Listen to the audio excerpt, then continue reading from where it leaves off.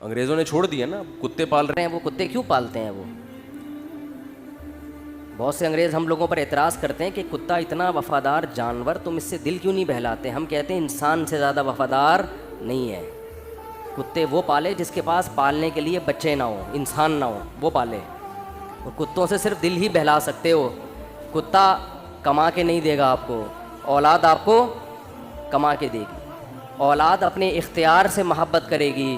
کتا جو آپ سے محبت کر رہا ہے اپنے اختیار سے نہیں, قدرت نے, فطرت نے اس میں وفا اور محبت کے سافٹ ویئر انسٹال کیے ہوئے ہیں. وہ اپنی مرضی سے یہ کام نہیں کر رہا, اس لیے آپ کو خوشی بھی نہیں ہوتی.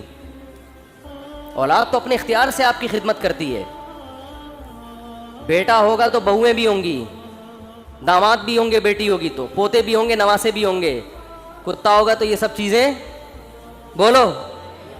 تبھی تو انگریزوں کا سارا سیٹ اپ ختم. آپ کسی گورے سے ملیں نا, یہ کون ہے, یہ گورا, تعارف کرو, یہ میرا فرینڈ ہے, یہ میری گرل فرینڈ ہے, بس سارا سیٹ اپ ختم.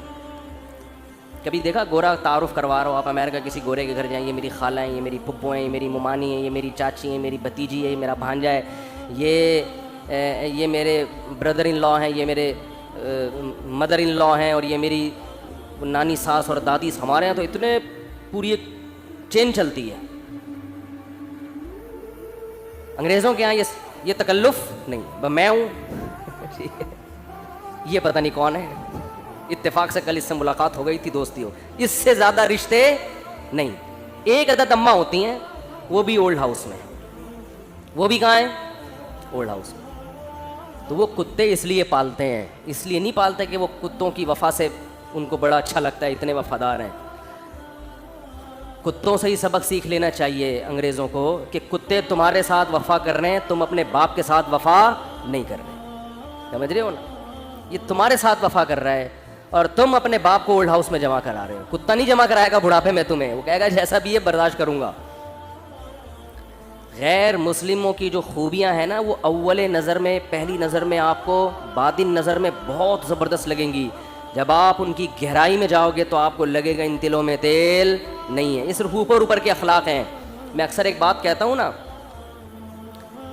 کہ لوگ اکثر ہمیں کہہ رہے ہوتے ہیں کہ انگریزوں کے اخلاق بہت اچھے, تھینک یو, بات شروع کرنے سے پہلے 3 دفعہ تھینک یو. جیسے ہمارے یہاں کوئی وظیفہ جب بتایا جاتا ہے نا, تو شروع میں اول آخر 11 دفعہ درود شریف پڑھیں.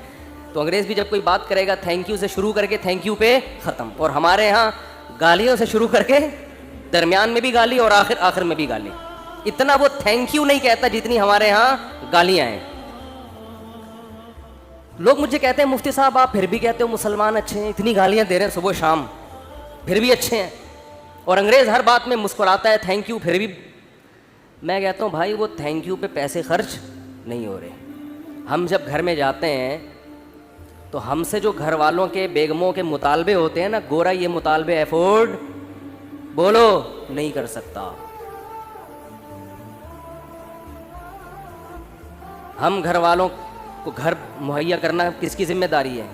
یہ جو بحریہ ٹاؤن کے پلاٹ کے لیے مچل رہا ہوتا ہے تو بیگم کی وجہ سے ٹینشن میں ہوتا ہے. بیوی نہ ہو تو روڈ پہ بھی زندگی گزر جاتی ہے. گھر کروڑوں روپے کا گھر لے کے دے گا, بچوں کے لیے پراپرٹی خرید رہا ہوگا, میں مر گیا تو بچوں کا کیا ہوگا. انگریز کرتا ہی ہے کہ میں مر گیا تو بچوں کا کیا ہوگا. گورنمنٹ پالے گی, میں تھوڑی پالوں گا. ہمیں پتا ہے کہ بھائی ہم نے انتظام کر کے جانا ہے ان کے لیے.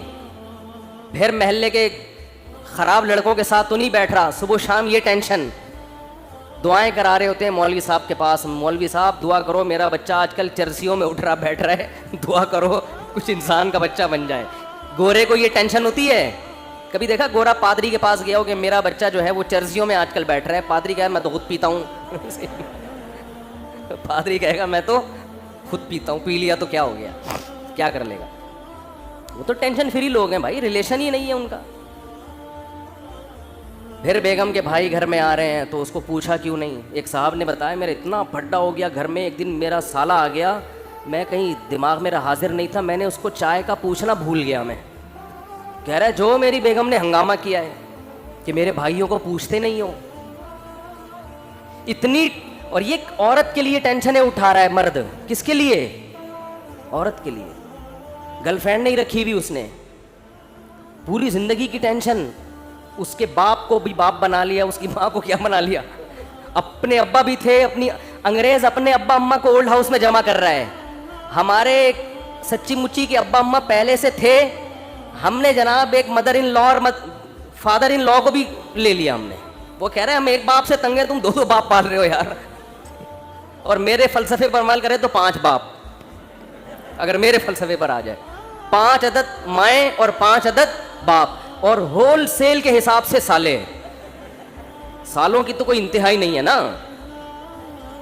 گرل فرینڈ کا بھائی آپ کے معاملات میں دخل اندازی بولو نہیں کرے گا کہ تم نے قائد اعظم کے مزار کا ٹائم لیا ہوا تھا, پہنچے کیوں نہیں. کبھی ہوتا ہے گرل فرینڈ کا بھائی آپ کو فون کرے, یار میری سسٹر سے تمہاری دوستی اور تم ٹائم پر اس کو دے نہیں رہے. اس لیے گورا گرل فرینڈ رکھتا ہے, مسلمان نکاح کر کے ٹینشن لیتا ہے.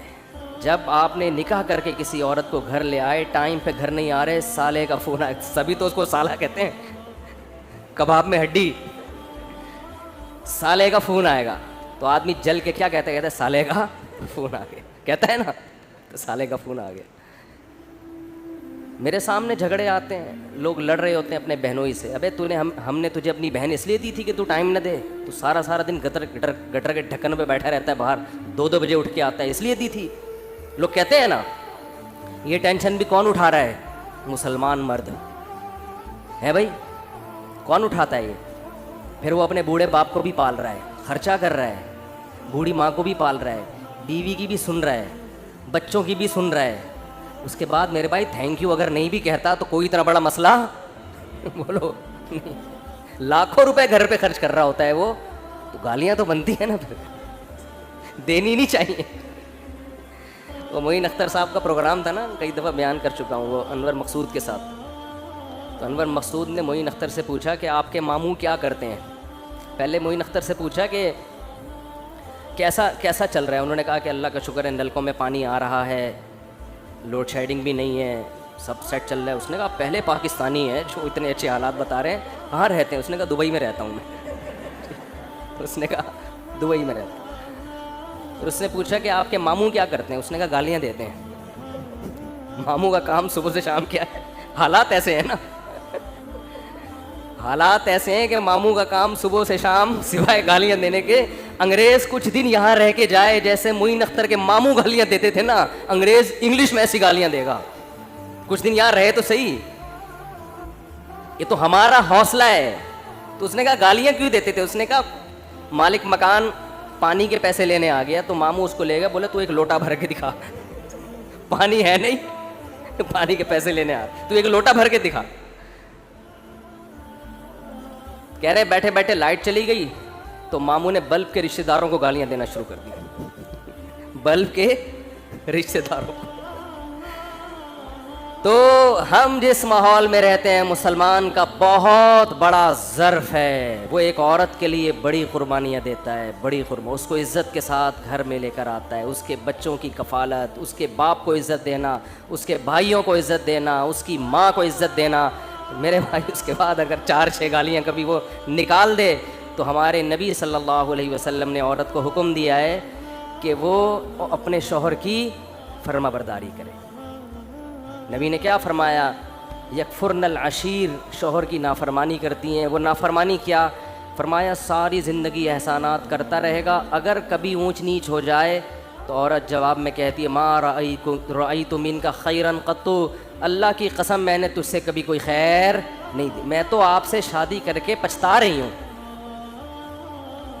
اور پچھتاتی بھی 3 بچے پیدا ہونے کے بعد ہیں کہ جب آدمی کے پاس اس سوال کا کوئی جواب بنے ہی نہیں کہ اب پچھتا رہی ہے, تو بھائی ریورس بچے کہاں لے کے جاؤں گا میں.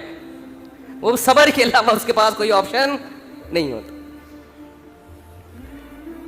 تو ایسے میں اگر انگریز یہ ٹینشنیں اٹھائے, بوڑھے باپ کی بھی, بوڑھی ماں کی بھی, اور بیوی کی بھی, اور بچوں کی بھی, اور سالوں کی بھی, اور ساس کی بھی, اور سسر کی بھی, پھر دیکھتے ہیں تھینک یو سے بات کیسے شروع کرتے ہیں, اور تھینک یو پہ کیسے.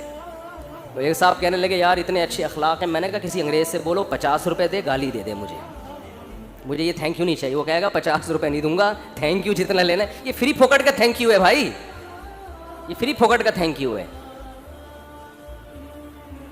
ایک دھیلے کا خرچہ اٹھانے کے لیے تیار نہیں ہے کسی کا بھی.